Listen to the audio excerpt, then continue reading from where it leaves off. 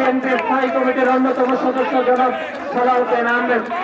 সংগ্রামী সমাবেশ এ পর্যায়ে পবিত্র কোরআন থেকে তেলাওয়াত করার জন্য বিনীত অনুরোধ করছেন আন্তর্জাতিক হিফজুল কোরআন প্রতিযোগিতা ইরান 2026-এ প্রথম স্থান অধিকারকারী মার্কাজুল তাফিজ ইন্টারন্যাশনাল মাদ্রাসার শিক্ষার্থী বশির আহমেদকে পবিত্র কোরআন থেকে তেলাওয়াত করার জন্য বিনীত অনুরোধ করছি।